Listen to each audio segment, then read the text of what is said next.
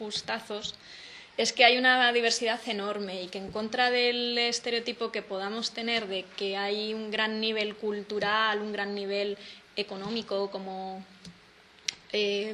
con esta teoría que hay sobre los dinks, los solteros gays que tienen parejas de gays que no tienen hijos y tienen dobles ingresos y entonces se pueden permitir un estilo de vida con mucho viaje, mucha fiesta, consumos culturales un poquito elevados, tal y cual, pues que existe más o menos el mismo estereotipo. Hay estereotipos de todo tipo y cada comunidad crea los suyos, pero en contra de esto hay practicantes de BDSM en todos los estratos sociales y de hecho Internet lo que ha permitido es que con que no seas analfabeto realmente puedes comunicarte con gente que tenga los mismos gustos y además sin tener un poco que dar el gran paso a ir a un club sadomasoquista, ¿no?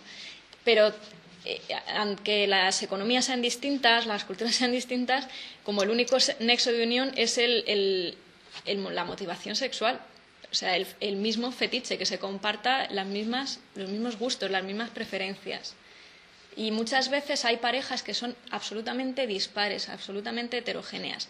En eso sí que es una característica de los practicantes de BDSM, que hay relaciones incluso duraderas en el tiempo, pero que son díadas muy, muy dispares en nivel sociocultural, económico, de estilo de vida, pero sin embargo se encuentran en el juego. ¿Por qué? Porque comparten el fetiche, comparten la práctica y están a gusto. Aunque en el resto, si fuera el 10% la práctica sexual y el 90% el resto de la vida, ese 90% no lo comparten. Pero resulta tan difícil encontrar un compañero de juegos o una compañera de juegos que se invierte en este tipo de relaciones.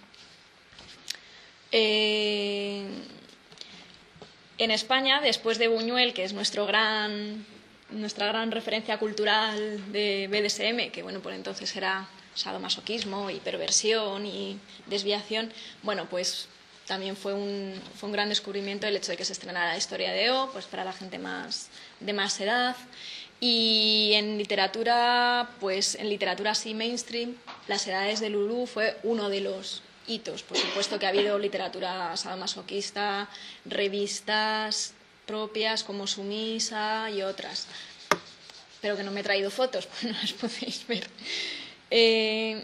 Y a partir de los años 80 se fue introduciendo temática ya por parte de algunos profesionales o sea, de artistas como Almodóvar, Alberto García Lix, esta es Ana Curra atada en una foto de los 80, y luego hay una serie de fotógrafos que van creando también un poquito este sentido de comunidad BDSM propia, española, distintiva, con su estilo propio, porque evidentemente en la sexualidad en general, pero en el BDSM más, el fetichismo necesita imágenes, es muy, muy, muy voyeurista.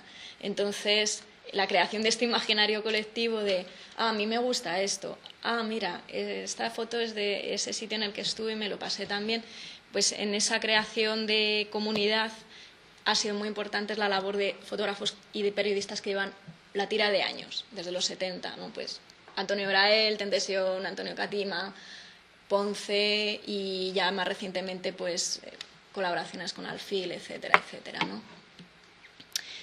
Y ahora mismo hay una especie también aquí en España, y ya estoy casi acabando, aunque no os lo creáis, este rollo de normalización en la cultura de los medios de comunicación.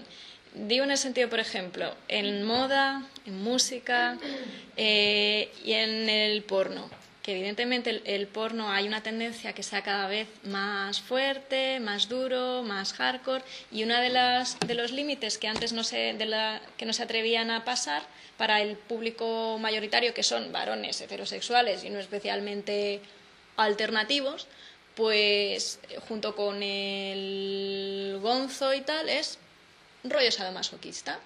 Y esto así, a partir de los años 90 en España, está siendo consumido cada vez más. Y después, en imágenes de moda, es muy habitual el jugar con referencias, que yo creo que tenía alguna. de modelos o de presentadoras de televisión que hacen una sesión de fotos para determinada revista y entonces van con una estética de corsé, de tal, todo muy fetichista y que con muchas referencias BDSM, ¿no?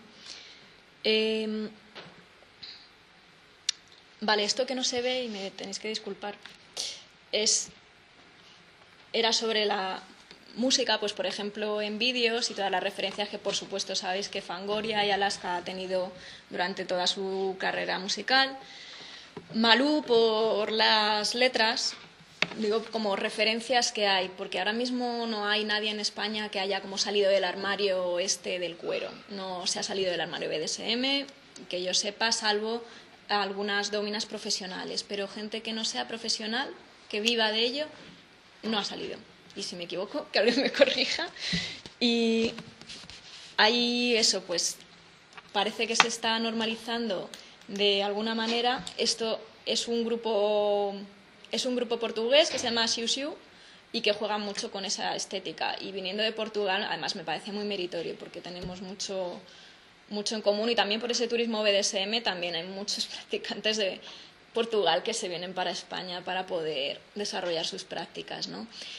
La otra cara de la moneda, de cuando esto se empiece a abrir más, que yo creo que es bueno que haya información de qué es, qué no es, hasta dónde se puede llegar siendo consensuado, sensato, seguro, etcétera, es la visión que sigue siendo muy sensacionalista de los medios de comunicación, tanto de la prensa escrita como sobre todo de la televisión.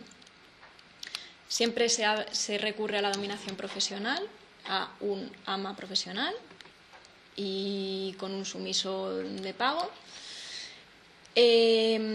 La visión que hay, os lo comentaba antes, cuando os he comentado qué bibliografía he encontrado sobre BDSM en artículos recientes, es relativa casi a atentados a los derechos humanos, como por ejemplo el tipo de Austria que había mantenido secuestrada a su hija durante N años. Eso no es BDSM. Sin embargo, las referencias que hay en hemerotecas y tal solo nos remiten a ese tipo de casos que son de abusos sexuales, de esclavitud, de tortura, pero no es BDSM. Y bueno, que el fetichismo se convierte en una moda estética artística y bueno, es bueno y malo. Para los practicantes está bien y está mal. Es un poco como cuando la estética más gay, metrosexual, se empezó a popularizar, pues a algunos gays les parecía un poquito peor porque se dejaban de reconocer ciertos signos y entonces, bueno, pues introducía un poquito más de incertidumbre, ¿no? Pero bueno, es como todo, tiene su parte buena y mala. Y luego la atracción de muchas personas con curiosidad hacia las prácticas BDSM, sintiendo que con el propio ritmo y con las comunidades en Internet se va tan rápido que tienen poco tiempo de ser socializadas como eran antes, o sea, de que se les comente cómo son los ritmos, cómo son las reglas, qué pueden esperar de una relación de dominación-sumisión o qué pueden esperar de un bondage, qué reacciones pueden tener. O sea, cada vez se va más rápido, se quiere practicar más rápido. Antes daba muchísima vergüenza, ahora la vergüenza se pierde, pero por el camino se pierde también un poco el sentido de la responsabilidad, un poco de la integridad casi física, ¿no? Entonces resulta difícil. Hay pocos locales, no hay talleres donde aprender ciertas cosas, hay muy poquitos. Sin embargo, en otros países realmente tú dices, vale, a mí me apetece aprender a darle a alguien con el látigo de una manera segura. ¿Dónde puedo aprender? Bueno, no existe, casi nunca se realizan esos eventos. Se está en ello, hay esas iniciativas de esas asociaciones, de algunos locales comerciales, pero son tan minoritarias que resulta difícil cómo socializas y cómo enseñas a jugar de manera segura a la gente nueva, ¿no? Y un tema que a mí me preocupa, que si estamos preparados realmente en España para jugar con algunos traumas culturales. Y lo digo por lo de los medios de comunicación, porque antes, bueno, la gente más mayor tiene una experiencia de educación católica y sabe perfectamente que la disciplina para ellos, para ellas, significa que cuando no se sabía la lección, cuando tenían un correctivo en clase, realmente eran pegados o eran azotados o se les llevaba a un rincón o se les encerraba, etcétera, etcétera.